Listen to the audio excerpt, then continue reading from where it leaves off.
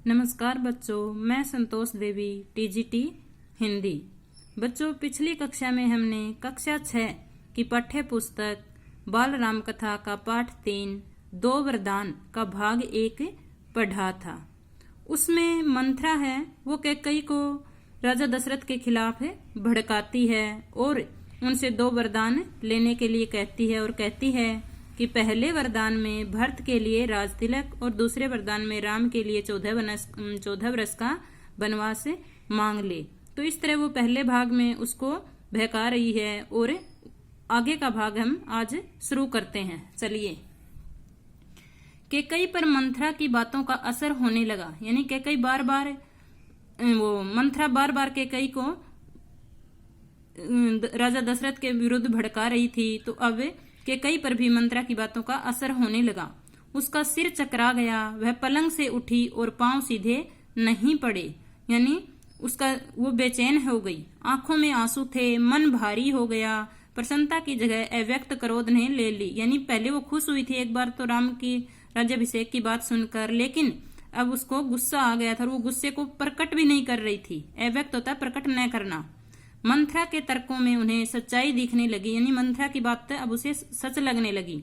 तुम ही बताओ मैं क्या करूं, कैकेयी ने आंसू पोंछते हुए मंथरा से कहा।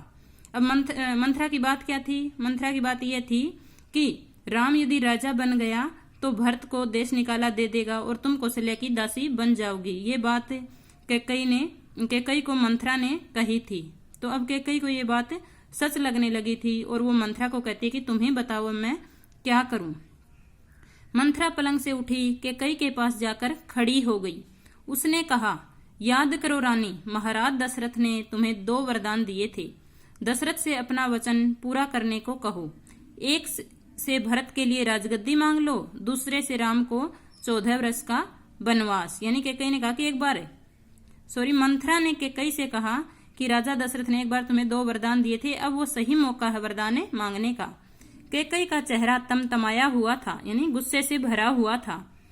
उन्हें मंथरा की बात ठीक लगी। उनके मन में एक प्रश्न अब भी था, प्रश्न मतलब सवाल अब भी था, यह बात दशरथ से कैसे कहूं, यानी कहूं कैसे अब ये बात। उन्हें रनिवास बुलाए या प्रतीक्षा करे, यानी कि राजा दशरथ को अभी यहाँ रानी के महल में बुला लूं या उनके आने की वेट करूं। मंथरा ने कैकेयी के मन की बात भांप ली का मतलब समझ गई और मंथरा ने कहा, तुम मैले कपड़े पहनकर कोप भवन चली जाओ। कोप होता गुस्सा, यानी गुस्से के भवन में चली जाओ।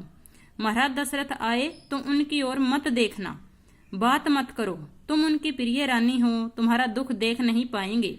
बस उसी समय तुम उन्हें पिछली बात याद दिलाना और दोनों वचन मांग लेना, यानी वो तुम्हारा दुख नहीं देख पाएंगे, तुमसे पूछेंगे, मनाने की कोशिश करेंगे, तो वो सही मौका होगा पिछले दोनों वरदान मांगने का, तुम मांग लेना।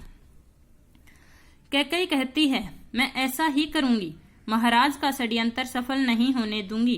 यानी छल, अब कैकेयी को भी राम का राज्याभिषेक है वो अपने विरुद्ध छल लगने लगा था और कहती है कि मैं षड्यंत्र कभी सफल नहीं होने दूंगी। मंथरा का लक्ष्य पूरा हो गया, यानी जो मंथरा चाहती थी वो काम अब पूरा हो गया। चलते चलते उसने रानी कैकेयी से कहा, राम के लिए 14 वर्ष से कम वनवास मत मांगना। भरत इतने समय में राजकाज संभाल लेंगे, यानी 14 वर्ष में भरत अच्छे से राजकाज को संभाल लेंगे। जब तक राम लौटेंगे लोग उनको भूल चुके होंगे। अब जल्दी करो रानी, समय बहुत कम है। रानी कैकेयी कोप भवन चली गई। मंथरा रनिवास से निकल गई, यानी मंथरा भी बाहर चली गई। दिन भर की गहमा गहमी के बाद महाराज दशरथ को रानियों की याद आई। चहलकदमी, गहमा गहमी होता है चहलकदमी, यानी राजा दशरथ पूरे दिन से राज्याभिषेक की तैयारियों में लगे हुए थे, चहलकदमी थी। अब शाम के समय महाराज दशरथ को रानियों की याद आई। तुरंत रनिवास की ओर चल पड़े, उन्हें शुभ समाचार देने, यानी राम के राज्याभिषेक का समाचार देने के लिए चल पड़े। सबसे पहले वह कैकेयी के कक्ष की ओर मुड़े। कक्ष होता है कमरा। कैकेयी वहां नहीं थी। प्रतिहारी से पूछा, प्रतिहारी होता है द्वारपाल, जो द्वार पर खड़ा रहता है गेट पर। पता चला कि वे कोप भवन में है। दशरथ को चिंता हुई, कैकेयी कोप भवन में, परंतु क्यों? क्या इसलिए कि उन्हें अब तक सूचना नहीं मिली? मैं उसे अवश्य मना लूंगा, दशरथ ने सोचा। यानी जब दशरथ को पता चला कि कैकेयी कोप भवन में गई है तो वो सोचने लगा क्यों गई। तो मन ही मन सोचा कि हो सकता है कि उसने सोचा कि अब तक हमें राम के राज्याभिषेक के बारे में नहीं बताया, इसलिए वो चली गई होगी। चलो कोई बात नहीं, मैं मना लूंगा उसे। मन ही मन सोचते सोचते वो कोप भवन जाते हैं। दशरथ कोप भवन का दृश्य देखकर हैरान हो गए। जब वो कोप भवन में जाते हैं तो वहां का हाल देखकर वो हैरान हो जाते हैं। उन्हें कुछ समझ नहीं आया कि कई जमीन पर लेटी हुई थी, बाल बिखरे हुए थे, गहने कक्ष में बिखरे हुए थे। गहने होता है आभूषण, ज्वेलरी, कपड़े मैले। यानी वो कोप भवन में गए तो कैकेयी ने अपने बाल बिखेर रखे थे, गहने निकाल कर फेंके हुए थे, कपड़े भी मैले थे। तुम्हें क्या दुख है, क्या हुआ तुम्हें मुझे बताओ, अस्वस्थ हो? अस्वस्थ मतलब बीमार। तो दशरथ बार बार उनसे सवाल करता है कि तुम्हें हुआ क्या है, दुख क्या है, क्या बीमार हो? राजवैद्य को बुलाऊं? राजवैद्य होता है डॉक्टर, यानी अपना जो राज्य का डॉक्टर है उसे बुलाऊं? दशरथ ने कई सवाल पूछे, कोई उत्तर नहीं मिला। कैकेयी रोती रही। तुम मेरी सबसे प्रिय रानी हो, मैं तुम्हें प्रसन्न देखना चाहता हूँ, तुम्हारी खुशी के लिए मैं कुछ भी कर सकता हूँ। यानी राजा दशरथ है बार बार उसे बोलते हैं, कुछ भी, धरती आसमान एक कर सकता हूँ। दशरथ ने कैकेयी को मनाने का बहुत प्रयास किया। प्रयास होता है कोशिश। उत्तर उन्हें फिर भी नहीं मिला। यानी वो बार बार उन्हें मनाने की कोशिश कर रहे थे, लेकिन कैकेयी कुछ बोल ही नहीं रही थी। दशरथ भी भूमि पर बैठ गए। भूमि धरती, यानी वो जहां धरती पर लेटी हुई थी, दशरथ भी उसी के पास बैठ गई। विनती करते रहे तो फिर वो बोली, हाँ मैं बीमार हूँ। कैकेयी ने कहा, मैं अपनी बीमारी के संबंध में आपको बताऊंगी। संबंध होता है के बारे में, यानी अपनी बीमारी के बारे में आपको बताऊंगी, लेकिन पहले आप एक वचन दे, मैं जो मांगू उसे पूरा करोगे। यानी वचन दोगे तो ही मैं अपनी बीमारी के बारे में बताऊंगी। राजा ने तत्काल हामी भर दी। तत्काल होता है तुरंत, हाँ भर ली। कहा, मैं राम की सौगंध, सौगंध होता है कसम खाकर कहता हूँ, तुम्हारी हर इच्छा पूरी करूंगा। महाराज दशरथ ने राम की सौगंध ली तो कैकेयी उठकर बैठ गई। अब कैकेयी को भरोसा हो गया कि अब जरूर उनको वचन देंगे, तो वो फटाफट बैठी हो गई। अब मुझे वे दोनों वरदान दीजिए जिसका संकल्प आपने वर्षों पहले रणभूमि में लिया था। संकल्प मतलब इरादा, पक्का इरादा जो किया था रणभूमि में, युद्ध भूमि में। यानी मुझे 2 वचन देने का जो पक्का इरादा किया था वो वचन दीजिए मुझे। महाराज दशरथ ने हामी भरी। महाराज दशरथ ने फिर हाँ भर ली कि हाँ मांगो, जरूर दूंगा। कल सुबह राज्याभिषेक भरत का हो। अब कैकेयी ने कहा कि कल सुबह राज्याभिषेक राम का नहीं भरत का हो। दशरथ भौचक रह गए। भौचक मतलब हैरान। कैकेयी की बात सुनकर राजा दशरथ तो हैरान हो गए। उन पर वज्रपात सा हुआ। वज्रपात होता है बिजली गिरना। यानी कैकेयी की बात सुनकर उन्हें तो ऐसा लगा जैसे उन पर बिजली गिर गई हो। थोड़ा रुक कर कैकेयी बोली, राम को 14 वर्ष का वनवास, और बोली कि राम को 14 वर्ष का वनवास हो।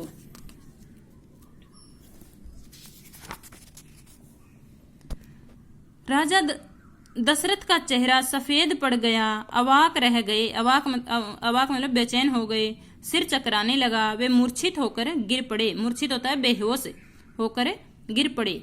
कुछ देर में राजा को होश आया। कैकेयी की ओर देखा बड़े कातर भाव से, कातर भी बेचैनी या व्याकुलता के भाव से। बोले, तुम यह क्या कह रही हो? मुझे विश्वास नहीं होता कि मैंने सही सुना है। राजा दशरथ कैकेयी से कहते हैं कि मुझे मेरे कानों पर विश्वास ही नहीं हो रहा कि मैंने ये सही सुना है। यानी तुम कह क्या रही हो ये? कैकेयी अड़ी रही, यानी अपनी जिद पर अड़ी रही। दशरथ कैकेयी की मांग को अस्वीकार करते रहे। अस्वीकार मतलब मना करते रहे, उसकी मांग को मना करते रहे, अनर्थ बताते रहे। अनर्थ होता है अनुचित, गलत बताते रहे। तब कैकेयी ने अंतिम हथियार चलाया। उसने अपना आखिरी हथियार चलाया। कहने का मतलब है आखिरी चाल चली। अपने वचन से पीछे हटना रघुकुल का अनादर है। और बोली कि ये राजा दशरथ है वो रघुकुल के वंशज थे। अनादर मतलब अपमान। तो कैकेयी राजा दशरथ को कहती है कि आप अपने वचन से पीछे हट रहे हैं और वचन से पीछे हटना रघुकुल का अपमान है। आप चाहे तो ऐसा कर सकते हैं, यानी अपने वचन से पीछे हट सकते हैं, पर तब आप दुनिया को मुंह दिखाने योग्य नहीं रहेंगे। योग्य होता है लायक, यानी आप अपने वचन से पीछे हटोगे तो दुनिया को मुंह दिखाने के लायक नहीं रहोगे। रही मेरी बात, आप वरदान नहीं दोगे तो मैं विष पीकर आत्महत्या कर लूंगी। विष होता है जहर। और कहता है कि यदि आप वचन से पीछे हटोगे तो दुनिया को मुंह दिखाने लायक नहीं रहोगे, और मैं यदि मेरा वचन नहीं मानोगे तो मैं जहर पीकर आत्महत्या कर लूंगी। यह कलंक आपके माथे होगा। यानी ये कलंक होता है दाग, भी आपके माथे ही लगेगा। राजा दशरथ यह सुन नहीं सके, दोबारा बेहोश हो गए, रात भर बेसुध पड़े रहे। यानी जो पीछे की बात है, जो ये विष पीकर मरने की बात करी, ये बात तो राजा दशरथ ने फिर सुनी ही नहीं। वो दोबारा से बेहोश हो गए, मूर्छित हो गए। बीच बीच में होश आता वह कैकई को समझाते, गिड़गिड़ाते, धमकाते, डराते। यानी वो कभी बेसुध हो जाते, जब थोड़ा होश आता तो कभी कैकई से विनती करते कि ऐसा मत कर, कभी उसके धमकाते, कभी डराते। पर कैकई टस से मस नहीं, लेकिन कैकई है वो अपनी जिद पर अड़ी रही। सारी रात इसी तरह बीत गई, यानी दोनों की इन्हीं बातों में पूरी रात बीत गई। कभी कैकई अपनी बात पर अड़ी रहती तो कभी राजा दशरथ उन्हें धमकाते, डराते। इस तरह पूरी रात बीत गई। तो बच्चों, ये 2 वरदान पाठ का भाग 2 था। तो इसको ध्यान से, इस वीडियो को ध्यान से सुने व देखें। धन्यवाद।